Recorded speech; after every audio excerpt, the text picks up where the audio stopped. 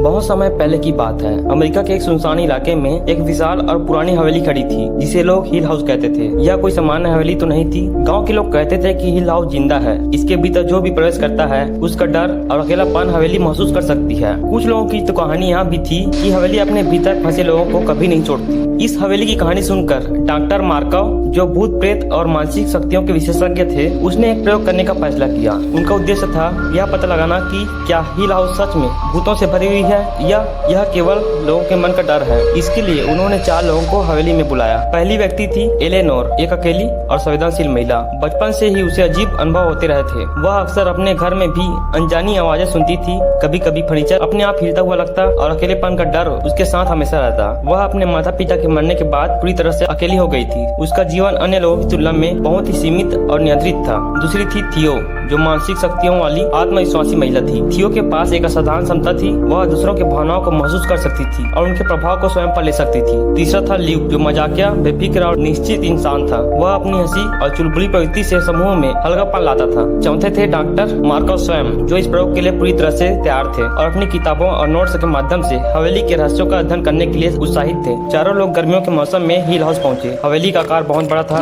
ऊंची ऊंची खिड़कियाँ, लंबी और घुमावदार गलियाँ और हर कोने में अजीब अंधेरा और ठंडक। हवेली के वातावरण में एक अजीब मिश्रण था, सुंदर लेकिन डरावना। बाहर सूरज की रोशनी अंदर प्रवेश करती, लेकिन छाया इतनी गहरी थी कि कभी कभी लगता था कि अंधेरा हवा में तैर रहा है। शुरुआत में सब कुछ सामान्य लगता है। वे कमरे देखते हैं, पुराने फर्नीचर और धूल से भरे दरवाजों को निहारते हैं। लेकिन जैसे जैसे रात होती है, हवेली अपनी असली शक्ति दिखाने लगती है। पहली रात एलेनोर को सबसे ज्यादा असर महसूस होता है। वह सुनती है कि कोई धीरे धीरे सीढ़ियों पर चल रहा है। दरवाजे अपने आप खुल रहे हैं और बंद हो रहे हैं। कमरे में अचानक ठंडी हवा महसूस होती है। उसके दिल की धड़कन बढ़ जाती है और वह पूरी तरह असुरक्षित महसूस करती है। उसकी आंखों में डर और हल्की उत्सुकता दोनों झलक रही थी। वह चाहती थी कि सब कुछ सामान्य हो, लेकिन उसके मन का भय हर तरफ फैल रहा था। थियो तुरंत उसकी ओर देखती है और कहती है कि हवेली केवल डर दिखा रही है, यह वास्तविक खतरा नहीं है। लेकिन एलेनोर के लिए यह कोई तर्कसंगत बात नहीं थी। वह महसूस करती है कि हवेली उसे अपने अंदर खींच रही है। हर अजीब आवाज, हर परछाई, हर ठंडी हवा उसके डर को बढ़ा रही थी। कुछ दिनों तक तो चारों लोग धीरे धीरे हवेली की शक्ति का सामना करते रहे। ल्यूक मजाक करता रहा,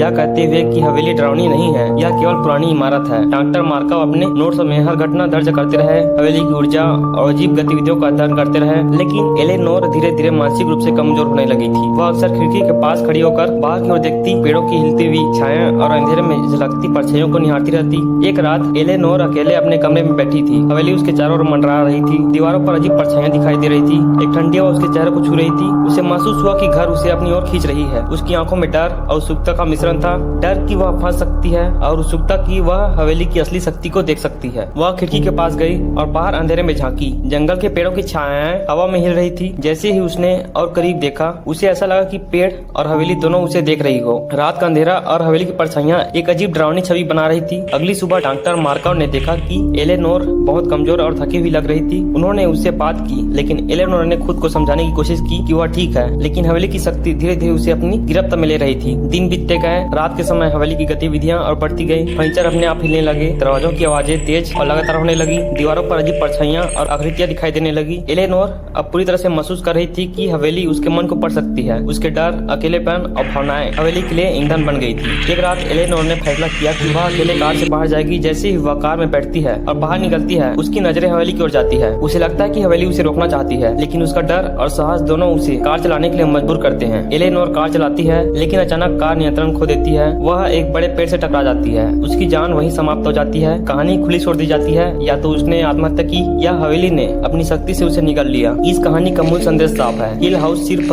ईंट पत्थर की इमारत नहीं है, यह जिंदा शक्ति है। यह लोगों के डर, अकेलेपन और कमजोरियों को महसूस कर सकती है। जो भी इसके प्रभाव में आता है, वह या तो खुद को खो देता है या हवेली का हिस्सा बन जाता है।